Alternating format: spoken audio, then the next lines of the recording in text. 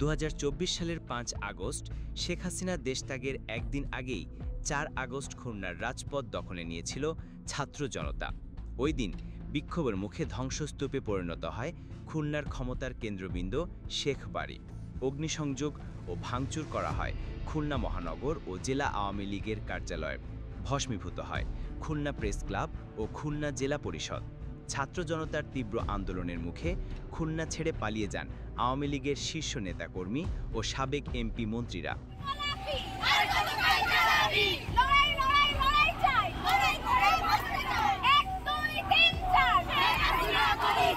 দিনটি ছিল রোববার। এদিন সকাল 10:30টায় বৈষম্য বিরোধী ছাত্র আন্দোলনের এক দফা দাবিতে খুলনা মহানগরীর শিববাড়ি চত্বরে গণসমাবেশের পূর্ব ঘোষণা ছিল শিক্ষার্থীদের। এদিন সকাল 11:15টায় নগরীর শিববাড়ি মোড়ে খুলনায় সড়ক অবরোধ করে বিভিন্ন শিক্ষা প্রতিষ্ঠানের শিক্ষার্থী ও জনতা। আটকে দেয়া হয় মোড়ের চতুর্দিকের চলাচলের পথ। এ সময় তারা দফায় দফায় মিছিল ও বিক্ষোভ করে। এ সময় আন্দোলনকারীদের স্লোগান ছিল দফা 1, দাবি 1, শেখ হাসিনার পদত্যাগ। দিয়েছে তো রক্ত, আরও দিব রক্ত। 18'র হাতিয়ার, গর্জে ওঠক আরেকবার, আমার সোনার বাংলায় বৈষম্যের ঠাঁই নাই। এছাড়া শিক্ষার্থীদের দাবির সমর্থনে বেলা 12টায় গোলকমণি শিশু পার্কের সামনে অবস্থান নেয় বৈষম্য বিরোধী সামাজিক ও সাংস্কৃতিক ঐক্য।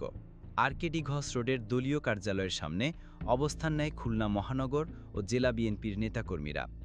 অন্যদিকে নগরীর 7টি স্থানে বিক্ষোভ সমাবেশ ও অবস্থান কর্মসূচি করার ঘোষণা ছিল আওয়ামী লীগের। সেই অনুযায়ী বেলা 11:30টার দিকে দলীয় কার্যালয়ের সামনে অবস্থান নিয়ে বিক্ষোভ করছিলেন আওয়ামী লীগ, যুবলীগ, ছাত্রলীগ সহ অঙ্গ সহযোগী সংগঠনের নেতাকর্মীরা।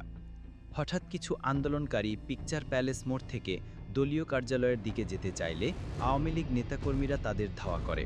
এ সময় কয়েকটি ককটেল নিক্ষেপ ও গুলির শব্দ শোনা যায়। দুই পক্ষের মধ্যে ধাওয়া পাল্টা ধাওয়া ও ইট পাটকেল নিক্ষেপের ঘটনা ঘটে।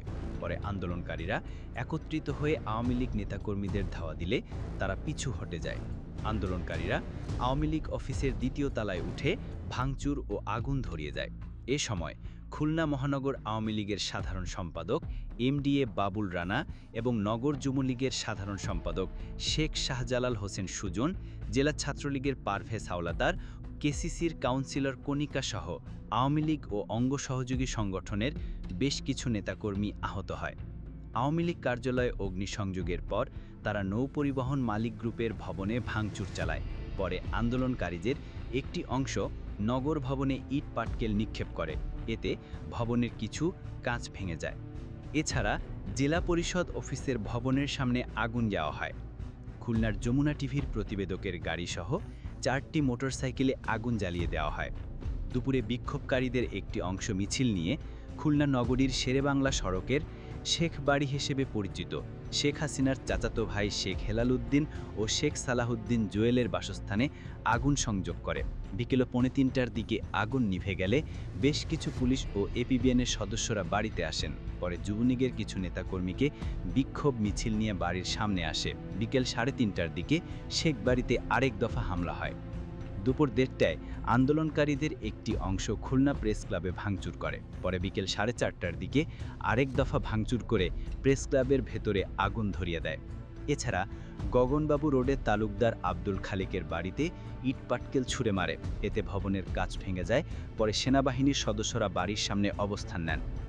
ঘটনার দিন সন্ধ্যায় 2য় দফায় মহানগর আওয়ামী লীগের সভাপতি তালুকদার আব্দুল খালেকের বাসস্থানে হামলাকে কেন্দ্র করে আন্দোলনকারীদের সঙ্গে পুলিশের সংঘর্ষে উভয় পক্ষের 35 জন আহত হয়। অন্যদিকে খালিশপুরে অবস্থিত বিএনপির কেন্দ্রীয় ছাত্র বিষয়ক সম্পাদক রকিবুল ইসলাম বকুলের বাড়িতে ভাঙচুর ও অগ্নিসংযোগের ঘটনা ঘটে।